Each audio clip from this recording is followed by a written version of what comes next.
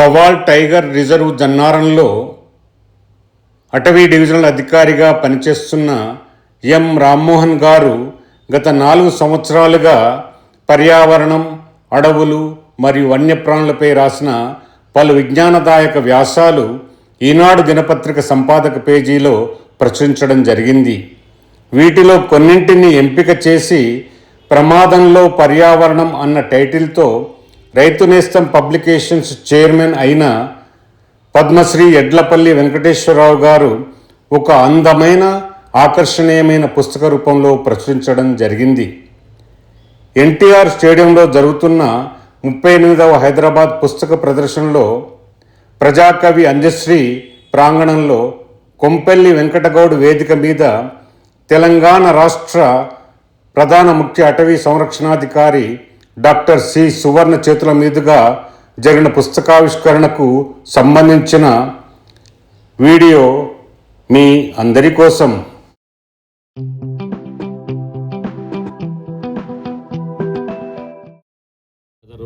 సంవత్సరం క్రితం నన్ను సంప్రదించడం, ఇట్లా వారి ఆర్టికల్స్ ఈనాడులో గత 4-5 సంవత్సరాలుగా పబ్లిష్ అవుతూ ఉన్నాయి. మంచి మంచి ఆర్టికల్స్ పబ్లిష్ అవుతూ ఉన్నాయి. అనేక రకాల వన్యప్రాణుల గురించి కానీ, లేదంటే ప్రకృతిలో జరుగుతున్న పర్యావరణ హాని గురించి కానీ అనేక దఫాలుగా రకరకాలుగా వారు మంచి ఆర్టికల్స్ అందజేయడం జరిగింది ఈనాడులో. వాటన్నిటిని కూడా ఒకసారి ఒక బుక్ పబ్లిష్ చేద్దామని వారు వ్యక్తపరచడం, మేము రైతు నేస్తం పబ్లికేషన్ తరఫున దాన్ని ప్రచురిస్తామని వారికి హామీ ఇవ్వడం. గత 6 నెలల నుంచి మేము ఈ పిసి కోసం ప్రయత్నాలు చేస్తున్నాం. అయితే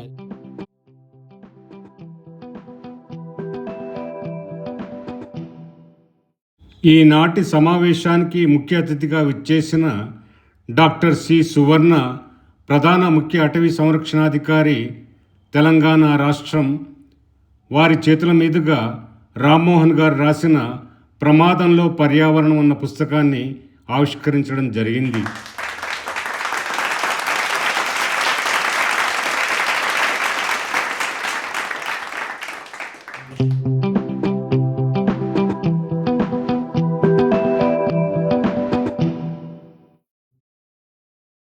ఈ సందర్భంగా ఎం రామ్మోహన్ గారు సమావేశానికి విచ్చేసిన వారి శ్రీమతిని, అబ్బాయిని, అమ్మాయిని వేదికపైనున్న ముఖ్య అతిథి మరియు విశిష్ట అతిథులకు పరిచయం చేయడం జరిగింది.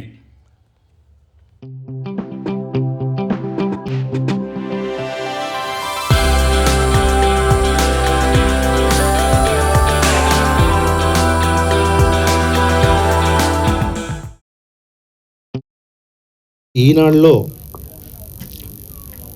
సుమారు 60కి పైగా 61 వ్యాసాలని వారు అంచెలంచెలుగా వాటిని వారు రచించడం జరిగింది. ముఖ్యంగా మరి ఈ పుస్తకం చూసినట్టయితే ఒక 5 విభాగాల్ని మనం ఇక్కడ గమనించవచ్చు.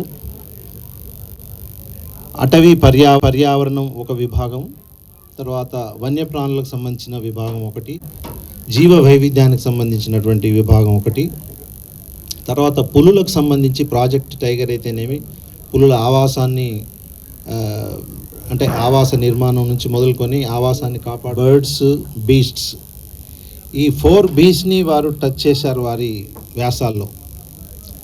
అంటే బటర్ఫ్లైస్కి సంబంధించిన అంశాలు, లేదా తాబేలుకు సంబంధించింది కావచ్చు, లేదా ఒక జలచరుకు సంబంధించింది కావచ్చు, లేదా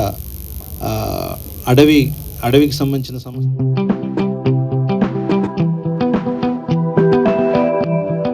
ఇక్కడ ఆసీనులైనటువంటి శ్రీ యడ్లపల్లి వెంకటేశ్వరరావు గారు, పద్మశ్రీ, రైతు నేస్తం పబ్లికేషన్ అధినేత, శ్రీ పి మల్లికార్జునరావు గారు విశిష్ట అతిథి, తర్వాత ఆంధ్రప్రదేశ్ ప్రభుత్వ సలహాదారు పురుషోత్తం గారు ఉన్నారు. చాలా చాలా చాలా ఆయన మనసు పెట్టి ఆఫ్టర్ రిటైర్మెంట్ కూడా మన మొత్తం వరంగల్లో he is like A anchor అన్ని ఇటువంటి కార్యక్రమాలు చేపట్టడానికి. తర్వాత అందరికన్నా ముఖ్యమైన వ్యక్తి ఇక్కడ శ్రీ రామ్మోహన్ గారు. ఈ పుస్తకం యొక్క రచయిత, తర్వాత press, all the people sitting here, అందరికీ నమస్కారం. వాళ్ళకి ఫర్ ఎగ్జాంపుల్ ఈనాడు చాలా ముఖ్యమైన పత్రిక. అక్కడ వీరి ఆర్టికల్స్ పబ్లిష్ అవుతున్నాయి అంటే ఆ quality of the articles it's very important. రాయడమే కాదు, అక్కడ వరకు తీసుకువెళ్ళి 10 మందికి దాన్ని చేర్చగలిగిన ఆ కెపాసిటీ ఉన్న వ్యక్తి వీరు. అందుకనే ఈరోజు మనం ఇక్కడ ఉన్నాము. అన్ని ఆర్టికల్స్ రాశారు, అది మొత్తం ఒక సంకలనం అయ్యింది, ఒక పుస్తకం అయ్యింది. It's really very very big achievement Rammohan గారు. I really appreciate you, congratulate you. మాకు ఐఎఫ్ఎస్లో జాయిన్ అయిన తర్వాత కూడా ఎంత కష్టంగా ఉంటుందంటే, మనం చాలా పని చేస్తుంటాం కానీ దాన్ని రైటింగ్లో పెట్టడం అనేది అంత సాధారణమైన విషయం కాదు. దానికి చాలా ఫోకస్ అవసరము, ఓపిక అవసరము. దానిపైన టైంని నిదానంగా మళ్ళీ చదువుతాను. కొన్ని నేను క్యాజువల్గా చూశాను పేపర్లలో, కానీ పూర్తిగా మనసు పెట్టి చదవలేదు. ఇంకా ముందు నేను చదువుతాను. నాకు నిజంగా ధన్యవాదాలు మమ్మల్ని పిలిచి ఈరోజు ఈ మంచి ప్రోగ్రాంలో మమ్మల్ని చాలా రోజుల తర్వాత బుక్ ఫేర్ వచ్చాను నేను. To be frank, long back culturist నేను ఉన్నప్పుడు వీళ్ళంతా ఈ బయోడైవర్సిటీ పైన బాగా పనిచేసిన వ్యక్తులు. బుచ్చిరామిరెడ్డి గారు అయితే he is at this age everywhere he goes. And ఆయన కాంట్రిబ్యూషన్, ఈ మధ్య మేము ఒక కేసు గెలిచాము, ఆ గెలవడంలో కూడా ఆయన ఇన్పుట్స్ ఉన్నాయి.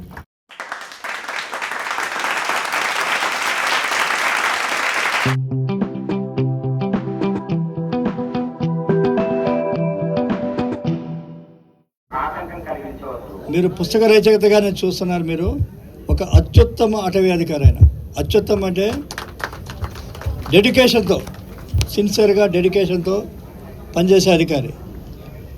రాబందులు 1990 నుంచి రాబందులు కనపట్ల. ఒకప్పుడు ఏదైనా జంతువు మన ఊర్లో పశువు కానీ ఏదైనా చనిపోతే క్షణాలపై రాబందులు వచ్చాయి. రాబందులన్నీ కూడా నశించిపోయాయి. అటవీ రక్షణలోనూ, పర్యావరణ పరిరక్షణలోనూ, వన్యప్రాణుల సంరక్షణలో కూడా వారు ప్రధాన పాత్ర పోషించారు. ఈ పుస్తకం కూడా చాలా గొప్పగా ఉంది. కేవీఎస్ బాబు గారి గోల్డ్ మెడల్ వచ్చి అన్నిటి దృష్టిలో పెట్టుకొని ఈయన ఒక ప్రాక్టికల్ మ్యాన్, ఒక ప్రాక్టీషనర్ పుస్తకాన్ని రాస్తే ఎట్లా ఉంటుంది, ఓన్లీ ఒక అకాడమిక్ పుస్తకం రాస్తే ఎట్లా ఉంటుంది, తేడా ఈ ఆర్టికల్స్ ద్వారా గమనించవచ్చు. ఈ ఆర్టికల్స్ అన్ని రంగాలు అన్నిటి గురించి ఉన్నాయి. ఒక్కొక్క ఆర్టికల్కి, ఒక ఆర్టికల్ చదివితే నేను అనుకోవటం దాని ఒక 100 పుస్తకాలు చదివినంత సమానం. అంత విషయాన్ని సంగ్రహించి చక్కగా ఇన్ఫర్మేషనే కాకుండా అనాలిసిస్ చేసి ఒక ప్రాక్టికల్ దృక్పథంతో ఈ పుస్తకాన్ని రచించారు. ఈ ఆర్టికల్స్ రచించారు.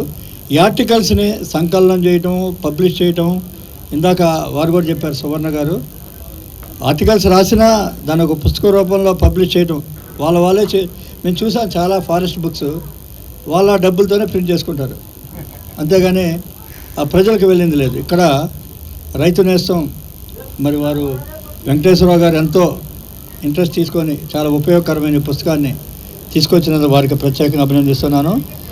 రామ్మోహన్ గారిని ఇంకో విషయం చెప్పాలి. రామ్మోహన్ అంటే నాకు ఒక 3 years బ్యాక్ ఫస్ట్ రాబందుల మీద ఆర్టికల్ చదివిన తర్వాత మాట్లాడాను ఫోన్లో.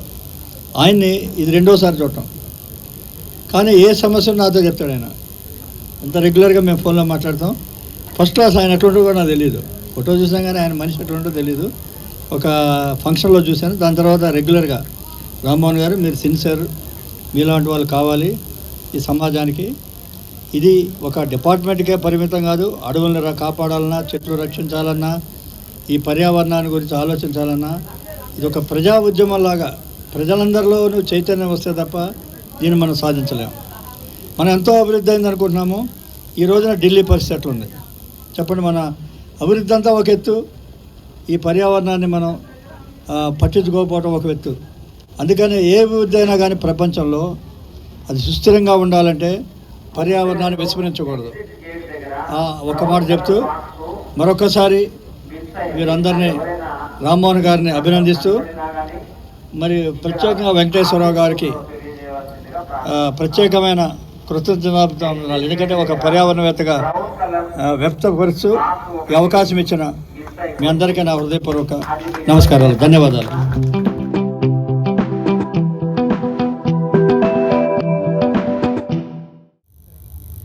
సుమారు 13 సంవత్సరాల పాటు టీచర్గా పనిచేశాను మొదట్లో. తర్వాత పోటీ పరీక్షలకు ప్రిపేర్ అవుతున్న సందర్భంలో రేంజ్ ఆఫీసర్గా వచ్చాను. బై డిఫాల్ట్ అది యాక్చువల్గా ఏదో వచ్చాం అంతే, దాంట్లోకి రాస్తున్నప్పుడు దీంట్లోకి వచ్చేసాం. వచ్చిన తర్వాత యాక్చువల్గా ప్రకృతి అంటే ఏంటో అర్థమైంది అక్కడే. అంతకుముందు నిజానికి I belong to A forest village, కానీ ఎప్పుడు అంత సీరియస్గా దాని గురించి ఆలోచించేవాళ్ళం కాదు. ఎప్పుడైతే ఉద్యోగంలోకి వచ్చామో ట్రైనింగ్ కారణంగానో లేక వృత్తి నిర్వహణ సమయంలోనో ఆ విషయాల పట్ల రియల్లీ క్వైట్ ఇన్స్పైరింగ్. అలా చేసుకుంటూ కొంచెం ముందుకు వెళ్ళడం. సార్ కూడా రాస్తుంటారు, ఆ రాయడం అనేది కూడా నాకు చాలా ఉపయోగపడింది. చాలా తక్కువగా ఉంటుంది ఎప్పుడు కూడా ఆ విషయాలు ఉన్నాయి. ఇప్పుడు మీరు ఎన్ని బుక్ స్టాల్స్ ఉన్నాయి ఇక్కడ, పర్యావరణానికి సంబంధించిన పుస్తకాలు ఎన్ని ఉన్నాయి మీరు చూడండి, మీకు తెలిసిపోతుంది. దీనికి పెద్దగా ఏం లేదు. పేపర్లలో వస్తుంటాయి, టీవీల్లో వస్తుంటాయి, దాంట్లో పర్యావరణానికి సంబంధించిన ఎన్ని ఉంటాయి చూడండి, తెలిసిపోద్ది మనకి. అతి తక్కువ ప్రాధాన్యత ఇవ్వబడుతుంది ఎప్పుడు కూడా, అతి తక్కువగా. మరి నిజానికి అంత అల్పంగా దాన్ని తీసేసే పరిస్థితి ఉందా? అలా లేదు. ఎందుకంటే పర్యావరణంలో మనం భాగంగా ఉన్నాం. పర్యావరణాన్ని మనం కాపాడుకుంటేనే అన్ని జీవజాతులు మనగలుగుతాయి, మనం కూడా మనగలుగుతాం. లేకపోతే అందరూ పోతారు, మనం కూడా పోతాం. ఇందాక సార్ చెప్పినట్టు ఢిల్లీ పరిస్థితి ఇంకేదైనా కావచ్చు. సో దాన్ని అవగాహన అనేటువంటిది కల్పించడానికి ఒకటి ఇలా జనం దగ్గరికి వెళ్ళి మీటింగ్లు పెట్టడము, కళాజాత ప్రోగ్రామ్స్ పెట్టడము, ఇలాంటివన్నీ చేస్తుండేవాళ్ళం. అయితే ఈ రాయడం అనేది కూడా ఆర్టికల్స్ రాయడం ద్వారా జనాలకి చాలామందికి వెళ్తుంది కదా. తప్పనిసరి చదివేటువంటి వాళ్ళు దాని గురించి ఆలోచిస్తారు. అట్లీస్ట్ అది చదివేటప్పుడన్నా ఆలోచిస్తారు. దాని గురించి అవగాహన ఉంటే దానికి చేసేటువంటి హాని తగ్గిద్ది. జస్ట్ బికాజ్ ఆఫ్ ఏంటంటే వాళ్ళు అవకాశం ఇవ్వడం వల్ల కూడా కదా. లేకపోతే ఇప్పుడు వీళ్ళందరి ఉంటేనే నేను చేయగలుగుతాను. అలాగే ఇందాక చెప్పినట్టు ఫ్యామిలీ మెంబర్స్ నుండి కూడా చాలా మంచి సపోర్ట్, వైఫ్, పిల్లలు, అలాగే లేకపోతే అది సాధ్యం కాదు.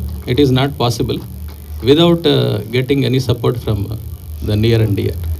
సో ఈ విధంగా అంటే అక్కడ ఉన్నటువంటి చదవడం, అలాగే ఫీల్డ్లో ఉన్నటువంటి విషయాల్ని అందులో దానిపైన పెట్టడం, పేపర్ మీద పెట్టడం. నేను దాన్ని సుమారు 80 ఆర్టికల్స్ ఉంటే దాంట్లో 60 మాత్రమే ఇప్పుడు వేసాను. 61 ఉన్నాయి అంతే. సో నిజానికి జీవ వైవిధ్యం, పర్యావరణ విషయాలు చూస్తే ఈ అంశాలు 100,000 ఉంటాయి. సమస్యలు కూడా ఎన్నో ఉంటాయి. వాటన్నింటినీ కూడా మనం మళ్ళీ కొన్నింటిని ప్రత్యేకంగా ఆర్టికల్స్గా మార్చి మళ్ళీ తర్వాత కూడా చేసే ఆలోచనలో ఉన్నాను. ఆ దిశగా ముందుకు వెళ్తానని అనుకుంటున్నాను. అది వాచర్స్ కూడా క్రింద మనం ఎప్పుడు అంత చౌకీదార్ వాచర్స్ ఇట్లాంటి వాళ్లకు అంటే సరైనటువంటి ప్రాధాన్యత, గుర్తింపు లభించకపోవచ్చు, కానీ వాళ్ళ నుంచి నేర్చుకునేది చాలా విషయాలు ఉంటాయి. పుస్తకాల్లో ఉన్న వాటికి అదనంగా భిన్నంగా ఉన్నటువంటి విషయాలు వాళ్ళు మనకు చెప్పగలుగుతారు. ఈ విధంగా నాకు కొంత ఎక్స్పోజర్ వచ్చింది వాటి నుంచి. చెట్లు అంటే ఏంటి, జంతువులు అంటే ఏంటి వాటి విషయాలు, వీటన్నిటి గురించి కూడా.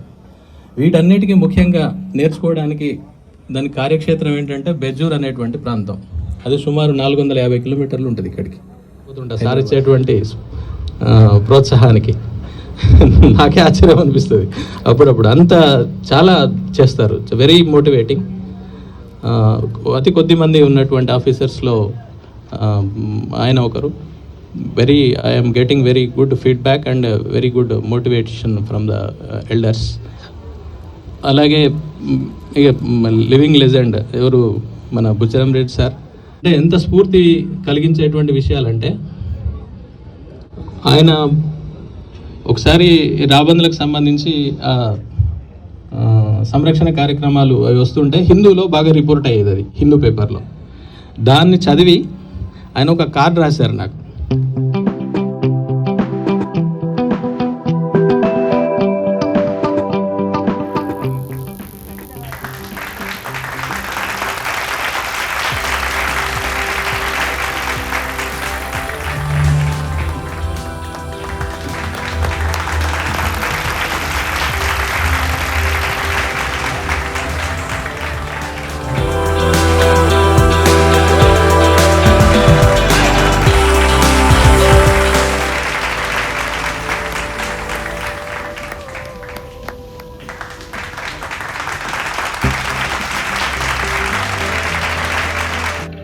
ప్రకృతిని దైవంగా గౌరవించిన భారతీయ సంస్కృతి ఆదర్శనీయమైనది.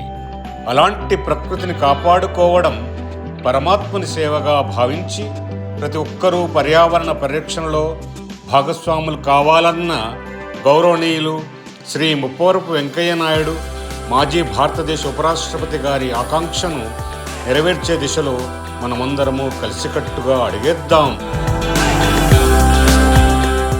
ఈ వీడియోను వీక్షించిన అభిమానులందరకు నా వినమ్ర ధన్యవాదాలు.